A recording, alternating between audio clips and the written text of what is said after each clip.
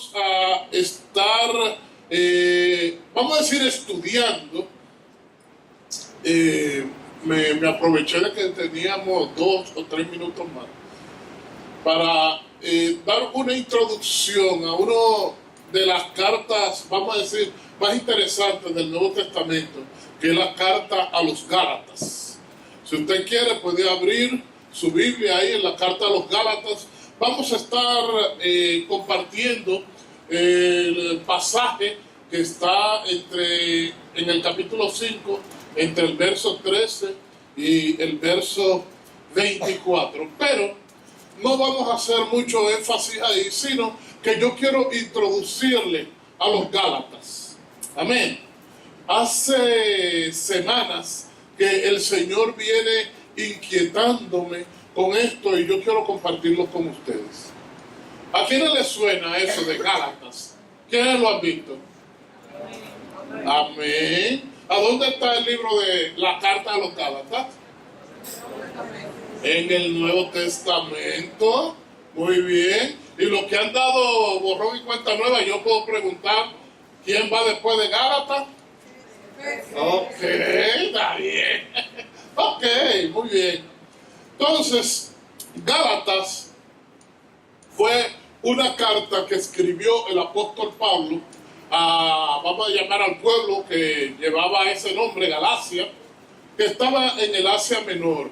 La región de Galacia era una región extensa. Yo lamento no haber preparado un mapa para que nosotros pudiéramos verlo. Era una región extensa, tenía salida al mar Egeo y también tenía salida al mar Mediterráneo. Y también ocupaba mucho de tierra adentro, como dicen los conocedores, ¿verdad? Esta carta, Pablo la escribió probablemente desde Éfeso en su tercer viaje misionero. Y a diferencia de otras cartas, es sumamente importante en esta carta a quién Pablo se la dirigió. Cuando hablamos de Gálatas, Gálatas era, como yo le dije, un conjunto de, vamos a decir, de tribus, de gente, ¿verdad? Que llegaron aquí, ellos eran, vamos a decir, asiáticos, de unas características muy peculiares. Eran rubios y pertenecían a una familia bárbara, vamos a llamarla de los celtas. Bien, y eran conocidos a los miembros de esta cultura como galos. Bien, ese nombre es raro para ustedes, galos. No galos, sino galos, ¿verdad? Y estaban emparentadas con la misma tribu de los celtas que ocupó lo que hoy conocemos como Francia. Bien, y dicen también los estudiosos que la gente de esta característica fueron los primeros, vamos a decir, pobladores de Norteamérica. Saben que Norteamérica fue poblada, vamos a decir, por primero 13 colonias inglesas o británicas, y después de eso vinieron varias oleadas europeas y tenían características muy similares estas personas. Otra característica más, y entrándonos un poquito en historia, es que este era un pueblo de lo que los romanos llamaban bárbaros. Eran sumamente, vamos a decir, guerreros, y el pasatiempo de ellos era la guerra y la conquista. Bien, en el siglo IV antes de Cristo, ellos conquistaron el Imperio Romano, o sea, invadieron el Imperio Romano, ellos saquearon Roma y luego pasaron a Grecia, y en el año 280 antes de Cristo, ellos conquistaron la ciudad de Delfos. Un tiempo más adelante hubo un rey, Dicómedes I, que solicitó su ayuda para que le permitieran, para que les ayudara, valga la redundancia, en una guerra civil que él tenía en Bitinia. Y cuando los celtas pasaron a la región de Asia Menor, ahí ellos vieron unas tierras que dice los que han ido por allá, ojalá el Señor me permita algún día, que eran tierras sumamente hermosas, que el clima es muy bueno, y ellos dijeron, esto es nuestro, y se quedaron a poblar allí. Pero finalmente en el año 189 a.C. fueron, vamos a decir, subyugados por los romanos, y las Galias, la Galacia fue convertida en una provincia romana.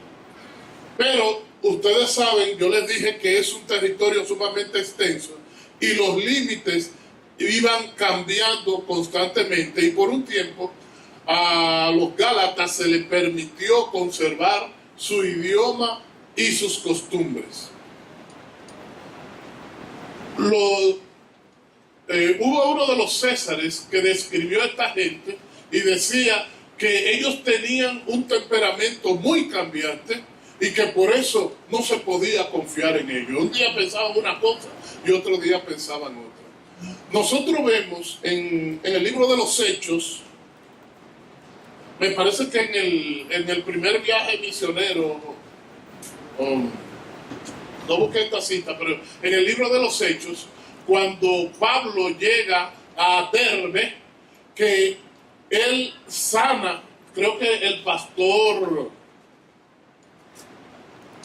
Leo estuvo predicando de esto aquí, él sana a un paralítico.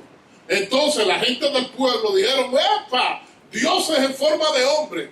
Y querían darle un sacrificio, hacerle un sacrificio a Pablo y a Bernabé.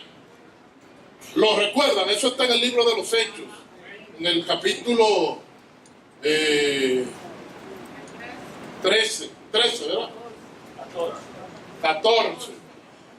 Entonces, una de las características de esta gente de Galacia es que primero ellos querían ofrecerle un sacrificio porque estaban muy contentos, eran dioses en forma humana, ¿verdad que sí?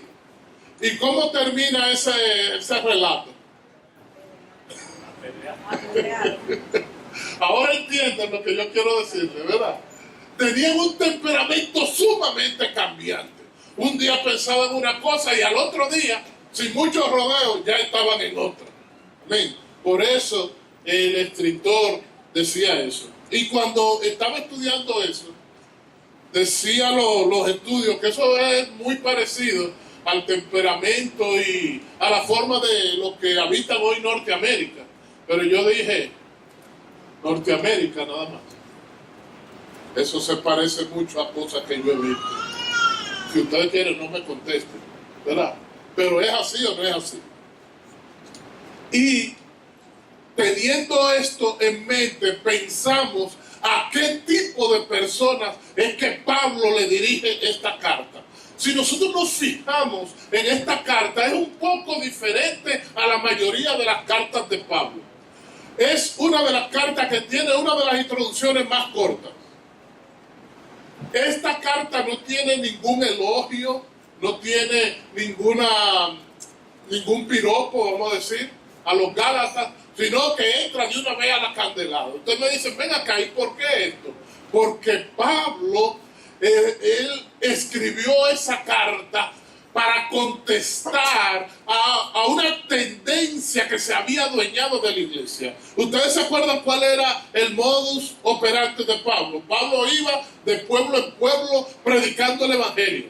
¿Se acuerdan? El libro de los Hechos está eso. Entonces venía, predicaba el evangelio, le hacían un escándalo y tenía que salir. ¿Es así o no es así? Ese era el modus operandi. Pero aunque él salía, él siempre se quedaba atento a lo que estaba pasando en esa iglesia o en ese grupo de iglesias que él había formado.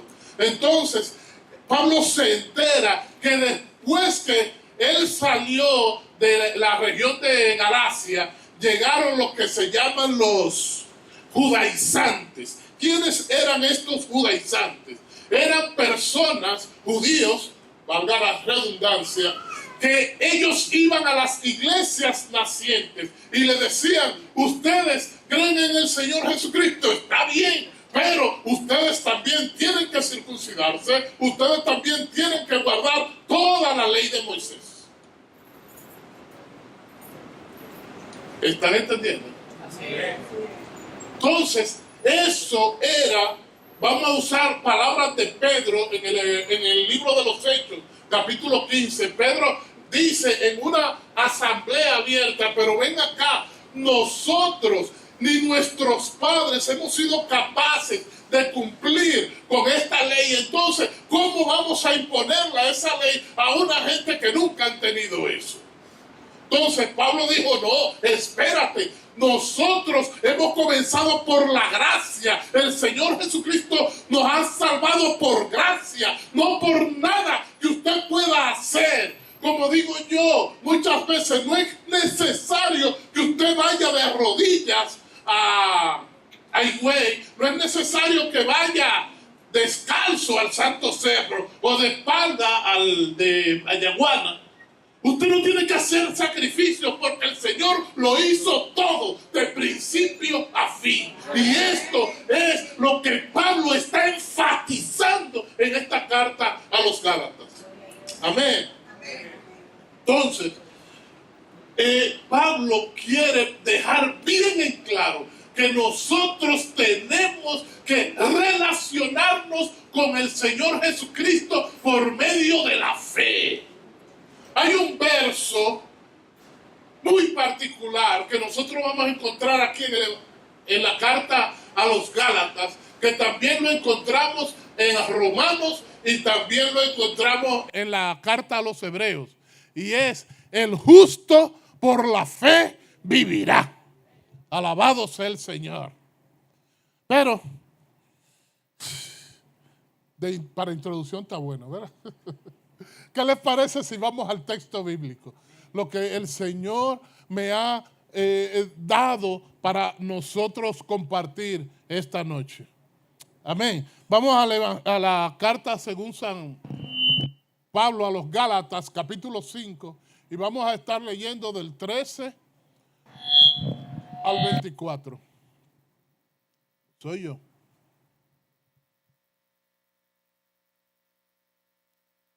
Alabado sea el Señor. Gálatas, capítulo 5, versos 13 al 24. Amén. Porque vosotros, hermanos, a libertad fuisteis llamados, solamente que no uséis la libertad como ocasión para la carne, sino servíos por amor los unos a los otros. Porque toda la ley en esta sola palabra se cumple: amarás a tu prójimo como a ti mismo. Pero si os mordéis y os coméis unos a otros, mirad que también no os consumáis unos a otros. Digo, pues, andad en el Espíritu, y no satisfagáis los deseos de la carne. Porque el deseo de la carne es contra el Espíritu, y el del Espíritu es contra la carne. Y estos se oponen entre sí, para que no hagáis lo que quisiereis. Pero si sois guiados por el Espíritu, no estáis bajo la ley. Y manifiestas son las obras de la carne, que son adulterio, fornicación, inmundicia, lascivia, idolatría, hechicerías, enemistades, pleitos, celos, iras, contiendas, disensiones, herejías, envidias, homicidios, borracheras, orgías y cosas semejantes a estas, acerca de las cuales os amonesto, como ya os lo he dicho antes, que los que practican tales cosas no heredarán el reino de Dios. Mas el fruto del Espíritu es amor, gozo, paz, paciencia, benignidad, bondad, fe, mansedumbre, templanza. Contra tales cosas no hay ley. Pero los que son de Cristo han crucificado la carne con sus pasiones y deseos. Amén. Alabado, alabado sea el nombre del Señor Jesucristo. Hermano, si te puedes quedar ahí un ratito, vamos a leer el verso 13 una vez más. ¿Qué dice este verso? Amén. Porque vosotros, hermanos, a libertad fuisteis llamados, solamente que no uséis la libertad como ocasión para la carne, sino servíos por amor los unos a los otros. Alabado sea el Señor. En la Biblia de ustedes dice eso mismo. ¿Quién se atreve a repetirlo conmigo? ¿Cómo dice?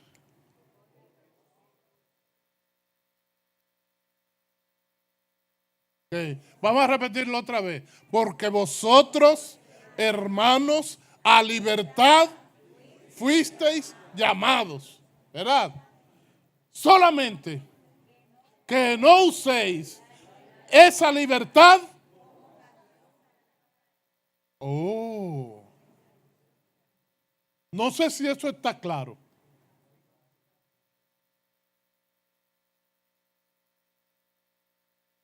¿Está claro o no está claro? La palabra de Dios tiene todo lo que nosotros necesitamos para la vida y la piedad. Dice, nosotros fuimos llamados ¿a qué? A libertad. Pero hay algo de verdad, hermano. A mí me gustaría a veces como abrirme, ¿verdad? Ustedes ven como Superman se quita la ropa, ¿verdad? A mí me gustaría abrirme para que ustedes vean que yo tengo un pecho igualito que todito ustedes, ¿verdad? Y abrirme el pecho para que ustedes vean que yo tengo un corazón igualito que todito ustedes, que late, ¿verdad? Pero ese corazón no puede hablar, no puede decirle a ustedes lo que yo quiero que ustedes sepan. Y lo que yo quiero que ustedes sepan es que Cristo nos ha llamado a libertad y a una vida superior. ¿Usted entiende eso, hermano? Una vida superior. Hermano, si usted ha sido llamado a una vida superior, usted se puede preguntar, ay, eso es muy fácil, eso es muy bueno decirlo. ¿Y de qué cosa me ha libertado el Señor Jesucristo? Yo le he dicho que la Biblia es clara, ¿sí o no? Así que vamos a ver 3 ejemplos. ¿Está bien con ustedes? 3 ejemplos. Número 1, Gálatas 1:4. ¿Qué dice?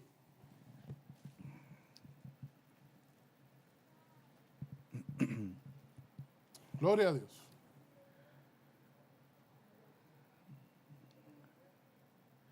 El cual se dio a sí mismo por nuestros pecados para librarnos del presente siglo malo, conforme a la voluntad de nuestro Dios y Padre. Alabado sea el Señor. Ustedes estaban ahí, ustedes lo oyeron. ¿Verdad? Número 1, el cual se dio a sí. ¿De quién estamos hablando? Yo le dije que yo quisiera abrirme, ¿verdad? Pero eso no me va a servir a mí para nada, ni a usted tampoco. Pero hubo uno que no solamente se abrió, sino que se dio a sí mismo. ¿Verdad? ¿Para qué? Para que tú y yo, usted y yo, fuéramos libres. ¿No es así? ¿Qué dice? Para que fuéramos libres. ¿De qué libres? Del presente siglo malo. Alabado sea el Señor. ¿Qué es lo que está diciendo? Que el siglo, vamos a hablar un chin de latín, ¿le gustaría? La sécula, el mundo secular es malo. Y de ese mundo secular, Dios nos ha hecho libres. ¿Usted entiende eso, amado? ¿Se entiende? Usted está llamado a vivir por encima de eso. Usted no está llamado a entremeterse con eso, sino a vivir por encima de eso. Amén. Hermanos, las contiendas, los encontrones, las miradas y, ay, no me miró, ay, no me saludó. Nosotros estamos llamados a vivir por encima de eso. Amén. No soy yo que lo dice la palabra. El Señor Jesucristo se dio a sí mismo para librarnos del presente siglo malo. Alabado sea el Señor. Todas las cosas que tiene el siglo, hermano, perdónenme, no quiero ser más papista que el Papa, pero son malas. Si usted se deja arrastrar, tenemos dos caminos, todos lo saben, ¿verdad?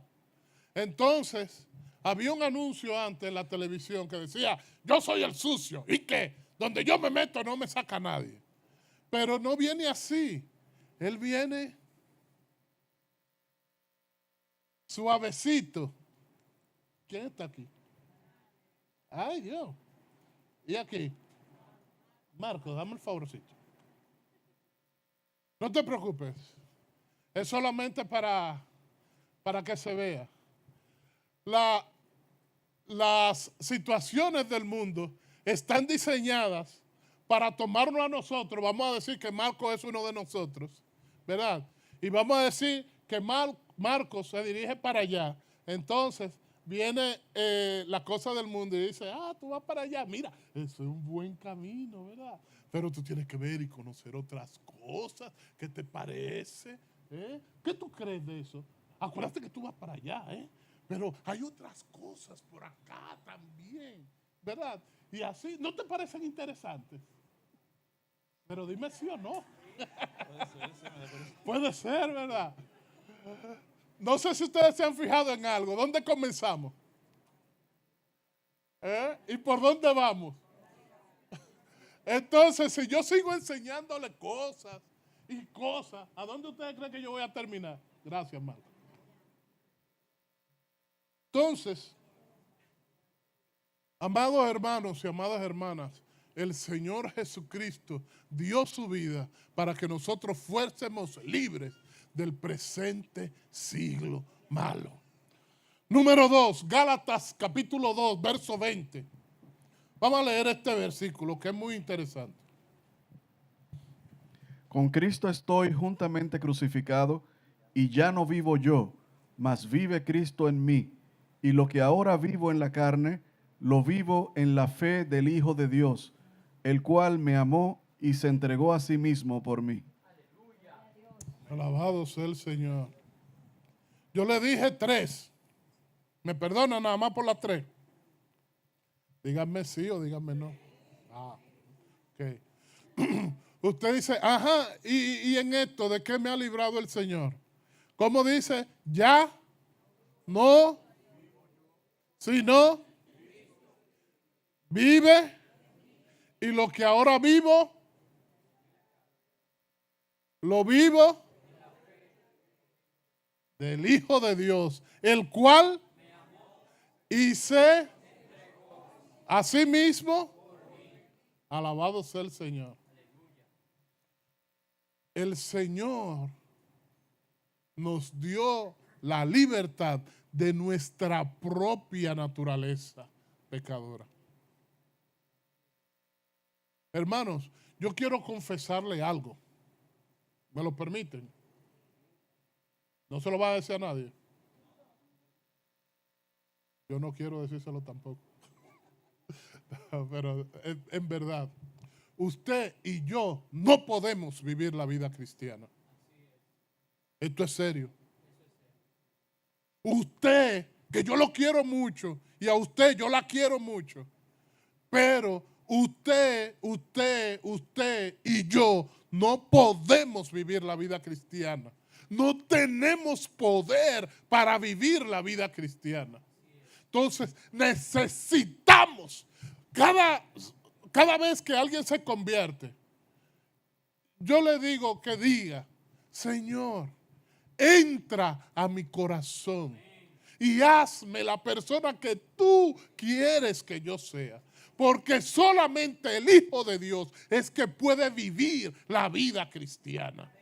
Entonces, cada día debemos morir a nosotros mismos para que sea Él que viva en nosotros esa vida que tú y yo necesitamos vivir. Alabado sea el nombre de Jesús. Ya no vivo yo. Yo no sé quién eres tú y yo no sé cuáles son las cualidades que tú tienes, pero lo que yo sí sé es que esas cualidades que tú tienes y esa vida que tú tienes no tiene ningún significado si Cristo no vive a través de ti. Alabado sea el Señor. No vivo yo, sino que Cristo vive en mí. Y lo que ahora vivo en la carne, lo debo vivir en la fe. Alabado sea el Señor. En la fe del Hijo de Dios. El que me amó. Hermano, nadie te ha amado como te ha amado el Señor Jesucristo. Nadie te puede amar como te ha amado el Señor Jesucristo. Nadie se atreve a dar su vida para que tú vivas. Y si acaso aparece uno muy bueno, tiene que ser tú.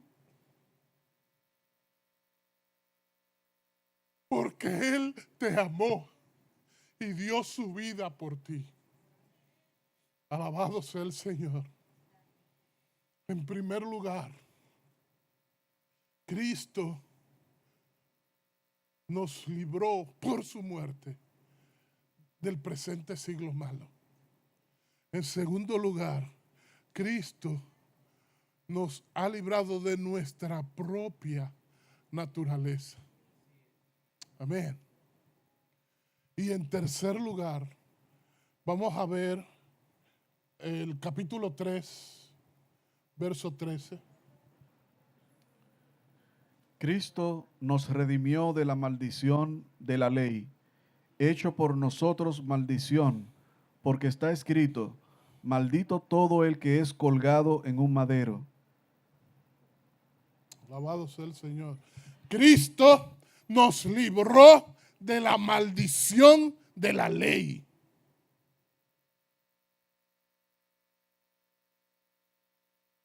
Eso es así.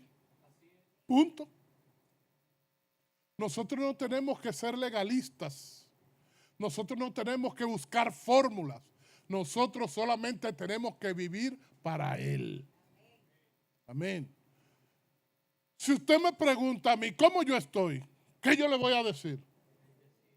¿Por qué? Esa es mi posición. El Señor me sacó de la maldición y me llevó a la bendición. Amén. Entonces nosotros debemos vivir bendecidos. Yo no sé lo que esa palabra quiera decir para usted, pero para mí significa que Dios habla bien de mí. Yo soy bien dicho. Amén. Bendecido. El Señor nos ha bendecido, ¿verdad? Él llevó en Él la maldición para que nosotros fuésemos librados de esa maldición. Gloria a Jesús. Entonces, ahora no sé si ustedes me están entendiendo por qué esta introducción tan larga. Y gracias a Dios que no está el sistema, no se la pudo dar más larga. ¿Verdad? Pero el Señor Jesucristo ha hecho muchas cosas que nosotros a veces no nos detenemos en revisarlas y alegremente tiramos, excúsenme la salvación porque la expresión, porque la salvación no se tira, pero nosotros juzgamos a que nuestra salvación ande por arriba, por abajo, por todos los lados. Y eso no es así, porque tiene un precio, y un precio caro, un precio de sangre, y de la sangre del Señor Jesucristo. Alabado sea el Señor. Le hablé de tres cosas. En primer lugar, Cristo nos libró del presente siglo malo. 2, Cristo nos libró de nuestra propia naturaleza pecaminosa. Y Cristo nos libró de la maldición que significa el pecado. Amén. Entonces, si volvemos otra vez al verso 13 que nosotros leímos, dice, hermano querido, porque vosotros, hermanos, a libertad fuisteis llamados, solamente que no uséis la libertad como ocasión para la carne, sino servíos por amor los unos a los otros. amén. Todo lo que nosotros vamos a ver de aquí en adelante es algo reiterativo en los evangelios, especialmente en las epístolas paulinas y también en otras epístolas, ¿verdad? Vemos después de aquí, mira, ustedes tienen que vivir en libertad porque Dios lo ha llamado a libertad. Ahora que no usen esa libertad como ocasión para la carne. Creo que Pedro tiene algo que decir en 1 Pedro 4. ¿Alguien puede buscar 1 Pedro 4?